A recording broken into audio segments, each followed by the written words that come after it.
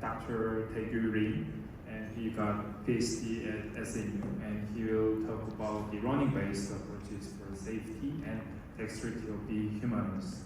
So please give a warm welcome to him.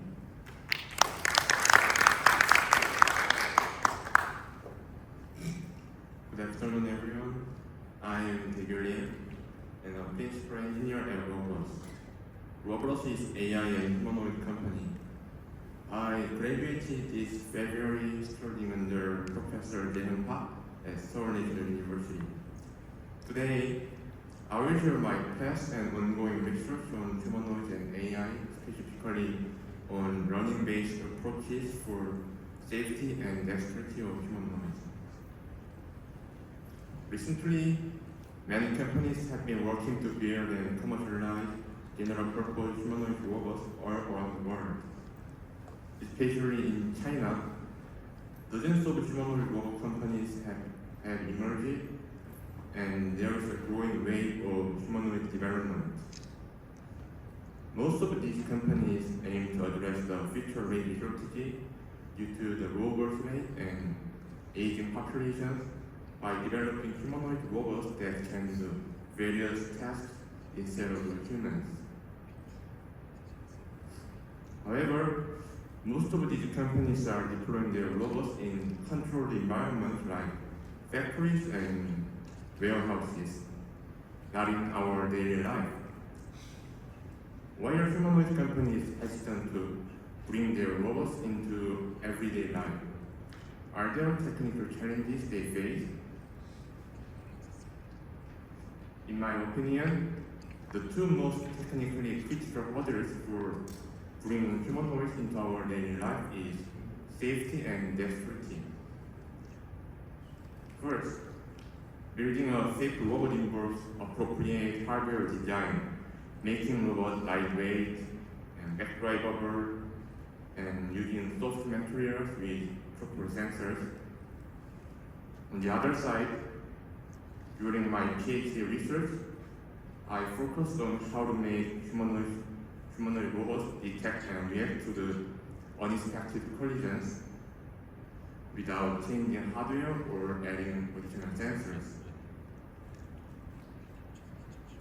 This engineering-based low-cost solution for safe humanoid robots will be the first part of this presentation. And in terms of dexterity, a lot of research on motion planning and model predictive controls have been performed over the last decade. But these methods often require not only the robot's model, but also the models of environment and objects, resulting in modeling errors and high computational demands. Recently, imitation learning and reinforcement learning have shown promising results on neural manipulation, which I will discuss in the second half of this presentation. Humanoid form factor is ideal for working in human-centric environments, so they must be operated safely, sharing workspace with humans. However, there has been few research on collision handling methods for humanoids against unexpected collisions that might happen during manipulation or locomotion. One common method for estimating external torque on robots is using momentum observer, called MOB. MOB can estimate external torques acting on the robot without additional sensors and only based on the robot's dynamics and measure torques and joint position and velocities. The advantage of MOB is that it costs almost zero and provides an estimate of external torque in the whole body joint. However, like or model-based methods, the accuracy of MOB can decrease due to the model uncertainties, and this low precision leads to the slower collision detection. Therefore, previously it was difficult for humanoids to detect collision sensitively without hardware sensors due to the model uncertainty. To resolve the model uncertainty problem, I propose MOBNet that can estimate pure external torques without using additional hardware sensors. MOBNet learns model uncertainty torques from the output of the MOB and subtracts the learned model uncertainties from the MOB output and at the inference step. And this enables the estimation of pure external torques. Instead of naively learning the entire model uncertainty torques of the robot using a single neural network, I divided the robot's dynamics into the 6 independent limb groups through the dynamics analysis and I trained the networks separately for each group. So I used 6 theory-based networks to train the robot's uncertainty torques and subtracted the torques from the estimate of MOB, only leaving the pure external torques. MOBNet has 3 advantages. First, the rim modularized networks reflect the humanoid dynamics, allowing small network size that can run in real time on board. Second, incorporating a Gaussian model estimates not only the uncertainty torques itself, but also the variance of the estimation. So using both information improves collision detection performance during working, where sensor measurements are noisy. Third, it achieves high estimation performance with the GRU modules compared to the other neural network structures. The training data is collected using random working and random upper body motions. The working data used for the training of leg joints requires force of the sensors, while the upper body data does not. To evaluate MOBNet, we performed 2 tests. One estimating external torques during rough terrain working, which is in distribution data. And the other test applying forces to the knee link during in-place working, which is out of distribution data. We compared MOBNet with several other algorithms, the MOB, the baseline algorithm, and MOB with friction model, and end-to-end learning of sensor measurements called FTS-E2E. Here you can see a robot working on the slope. The blue line represents external torques on the left leg measured by force of sensor. Red line is our method, green line is end-to-end learning approach, and gray lines represent model-based methods. The graph and statistics show that MOBNet and the FTS-E2E method have high estimation performance, while the model-based method perform poorly due to the model uncertainties and grid frictions. These tests involve collisions with the robot's knee during in-place working, which represent out of distribution data. As the graph shows, MOBNet is more accurate than the end-to-end running approach in estimating external torques. And this demonstrates the robustness of MOBNet that combines model-based algorithm with model uncertainty learning, allowing it to handle unseen data more effectively.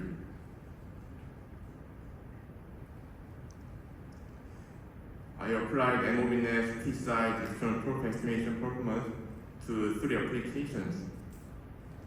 The first application is bipedal working control. For stable working, accurate contact wrench control is essential. So I compared 3 different contact wrench control methods. In the first left video, contact wrench feedback control is not used, resulting in unstable working, In the middle video, the robot works stably with contact lens feedback control, which is a common approach for such robots with high gear ratio actuators.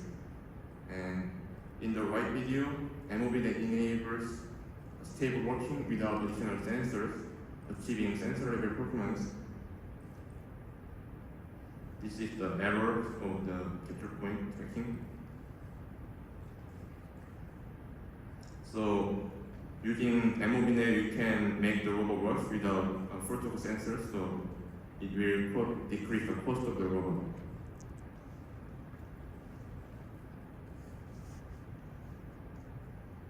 For the second application, I propose the collision handling algorithm for humanoids using the estimated external torque of MOVNet. 5 collision handling scenarios are presented to show that our method can handle various collision situations that may happen in the real environment. Thanks to the upgraded external torque estimation, the humanoid robot can detect and react to the collisions on any limbs using a single algorithm. The collision handling method can be implemented seamlessly in the previously implemented working controller.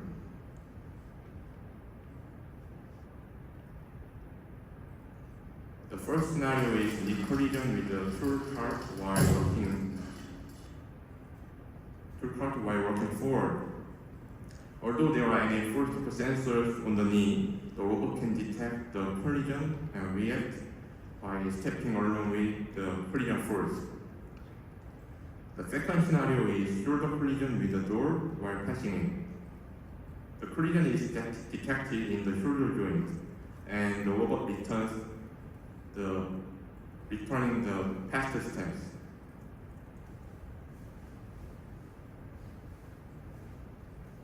The third scenario is foot collision with the heavy obstacle while working forward carrying a big box. And even the collision direction is not aligned with the working direction, the robot avoids additional collisions by working away along the direction of the impact.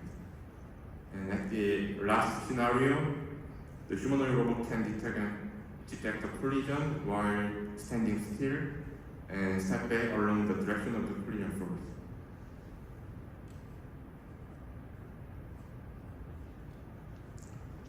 For the last application, I developed a straightforward hand-guided method of humanoid robot for moving the robot to the desired location. Using the MOVNet, the interaction force between the robot and a human can be estimated, and the robot is commanded to work along the interaction force. Therefore, any person can move a humanoid robot intuitively using their hands. And through the user study, we found that physical hand guiding method takes less time to move a humanoid robot than using a joystick by 25%.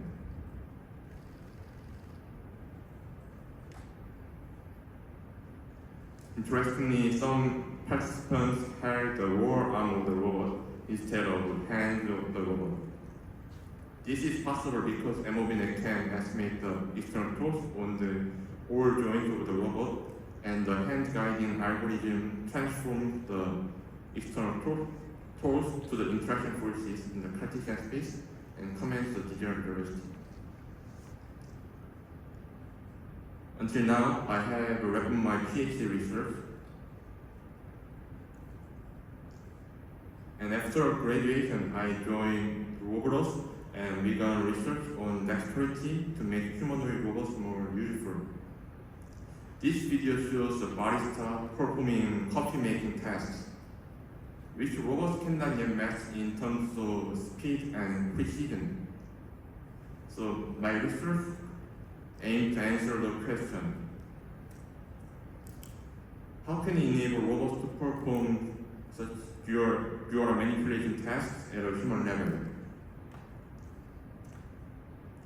I think imitation learning has potential to solve this problem. Imitation learning, also known as behavior cloning, uses expert data to teach the robots how to perform tasks. Its advantages include simplicity and stability of learning and requires fewer data compared to the reinforcement learning. However, imitation learning also has limitations such as mode collapse and performance decrease in the unvisited states due to the compounding errors, and collecting data in the real world costs a lot. Recently, two key algorithms, diffusion polish and action chunking transformers, have addressed these limitations by incorporating generative AI techniques and action chunking. Gen AI enables modeling humans' multimodal behavior, and action chunking enhances consistency between current and future actions, improving imitation learning's robustness. Additionally, various data collection systems of neural manipulation have been introduced for more efficient and effective data collection. Based on these achievements, I developed an autonomous neural manipulation system. The target task is to sort two different colored blocks into corresponding color boxes. This is a long-writing task, taking about 90 seconds to complete, and requires precise control to press and hand over the blocks. We use two commercial covers with 3D printed soft gripper, 3 low-cost stereo cameras, and a remote control system based on the reference research. And for the teleoperation, the operational space velocity control is used at 100 Hz. We collected 900 demonstrations from 3 operators, randomizing block pose, boxes pose, robust initial pose, the number of blocks, and light conditions to ensure the robustness of the network. We also collected safety data to ensure the robot would stop if a human entered the robot's workspace. The ACT algorithm is adapted for imitation learning with readiness 34 and transformers. The observation includes a sequence of robots and defectors poses, gripper positions, and images, while the action sequence comprises of the robots and defector poses and gripper positions. The training was computationally expensive, requiring a week on a GPU server with 8 RTX 4090s. This video demonstrates robots performing the block sorting task autonomously using a trained imitation learning network. In the video, the robot initially fails to grasp a block but can correct the error using visual feedback in real time. Even in low light conditions, the robot can execute the task reliably thanks to the data collected in the similar low light conditions.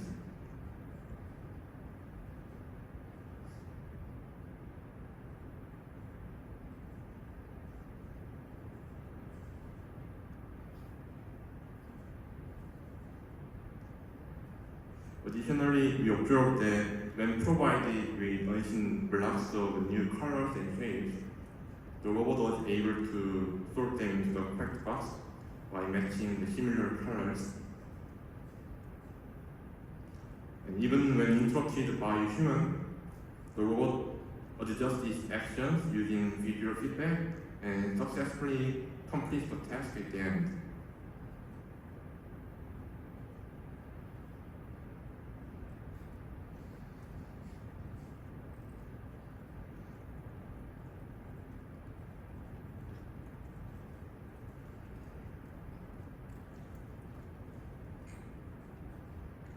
And finally, you can see that even if the box's position is changed during the task, the robot checks the color using its stereo cameras. If the colors do not match, with the block, it hands the block to the opposite arm and completes the task. We further improved the robot's task speed. We just simply commanded the future actions of the robot as the current action. This simple method increased the task speed by up to 3 times, surpassing even the human operator. And the success rate does not decrease much compared to the baseline. And the important advantage is that this method does not require additional training or any difficulties and easy to implement.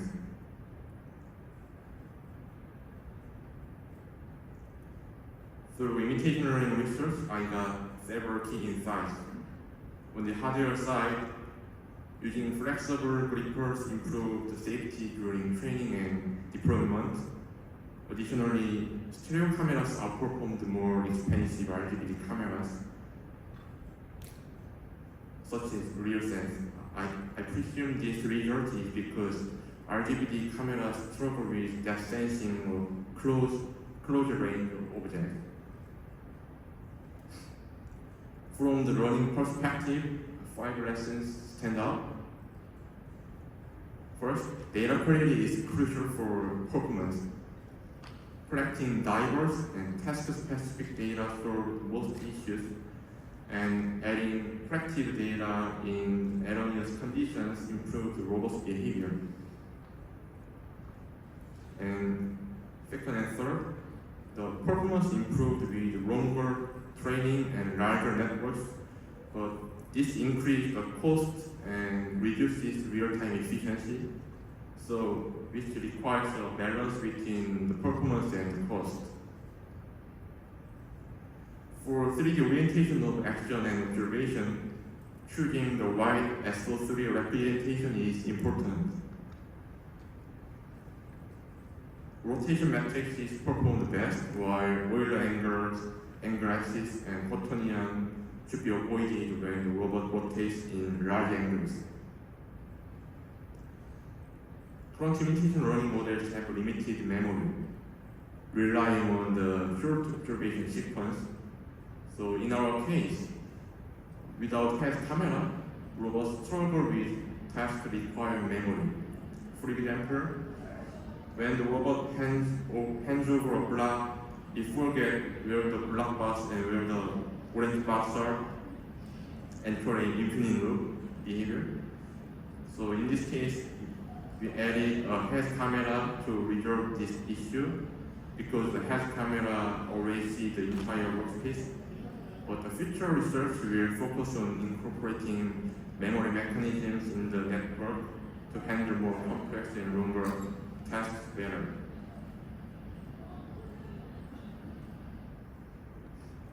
In ROBROS, we are developing a humanoid robot in-house.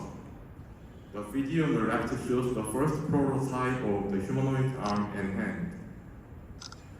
To ensure the robot's safe operation, we implemented impedance control in the operational space by solving inverse dynamics.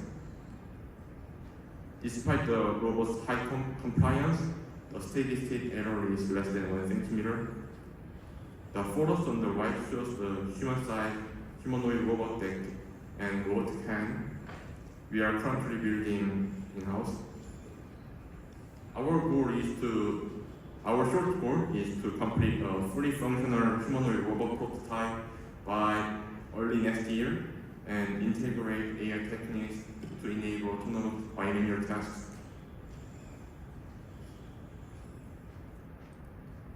And our vision is to automate the service industry, such as cafes and stores, using these humanoid robots to fill the labor gap. As shown in the picture, we plan to initially deploy fully teleoperated humanoid robots into the real cafe, providing actual services in the real-world environment. The robot's behavior and vision data will be collected during this process, and it will be used to develop a service-specific humanoid AI.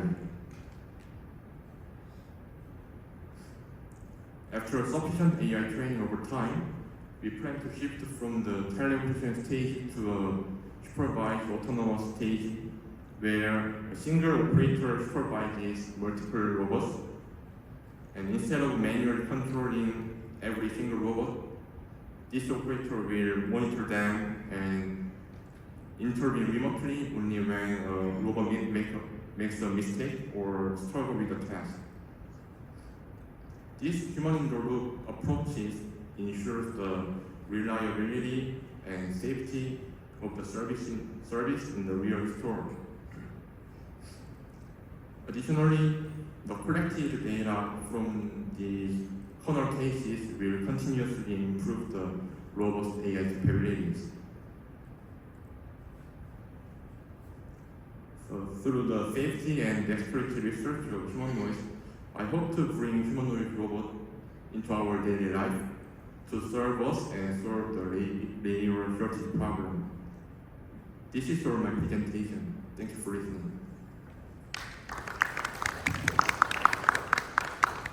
Due to time constraints, we can only take the one quick questions. Is there any questions?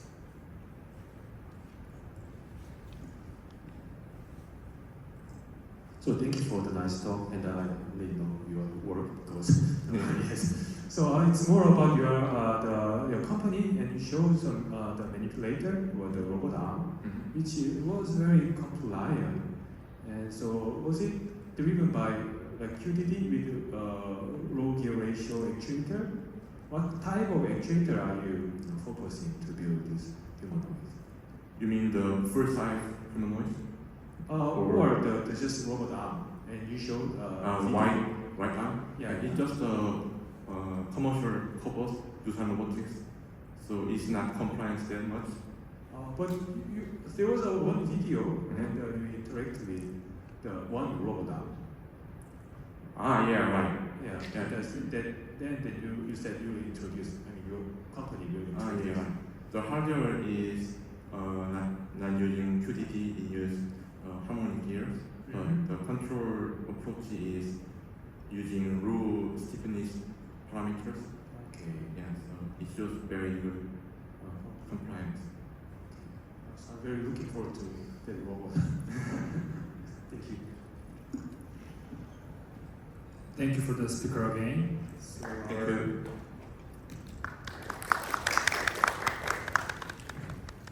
the next speaker is Professor Chong Park. And